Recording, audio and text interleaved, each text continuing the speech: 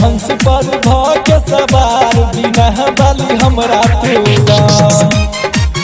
दिहा विद्या के हमरा तू ज्ञान मगै हमरा तू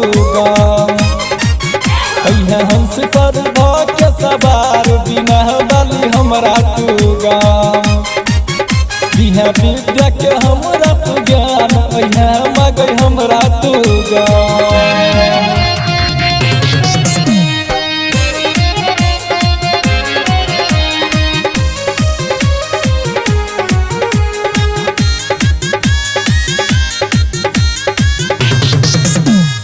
हम सब छी मैया के अनपढ़ गवार गे अदी है माँ हमरा तुम विद्या के ज्ञान गे। हाँ हम सब छी मैया के अनपढ़ गवार गे अदी है माँ हमरा तुम विद्या के ज्ञान गे।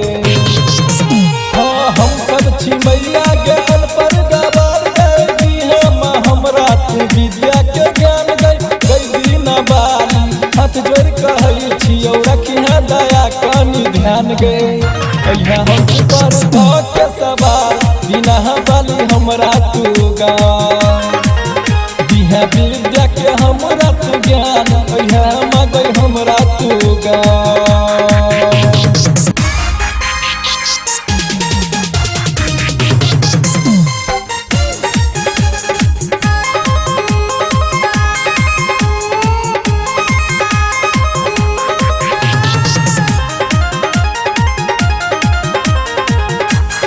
श्रद्धा से करबौ माँ हम पूजा पाठ गे भूल चुक कोनो है तो कह दी है माफ गे।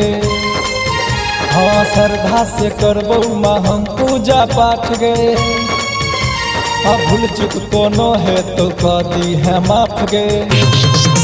हाँ श्रद्धा से करबौ माँ हम पूजा पाठ गे भूल चुक कोनो है तो कह दी है माफ गे।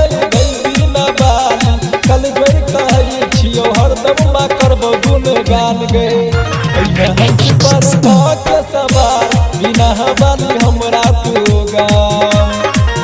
दिहा विद्या के हमरा तू ज्ञान मगै हमरा तू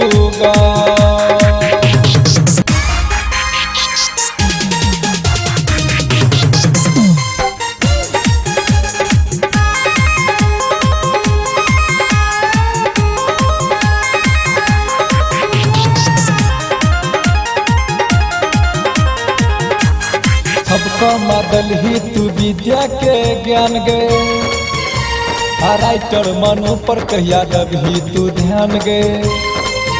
हाँ सबका मदल ही तू विद्या के ज्ञान गे राइटर जयराम पर कहिया दबही तू ध्यान गे। हाँ सबका मदल ही तू विद्या के ज्ञान गे गंगा प्रसाद पर कहिया दबही तू ध्यान गे। भूलिया नहीं हमरा तू आब गे। हंस पर के सवार बिना बाली हमरा तू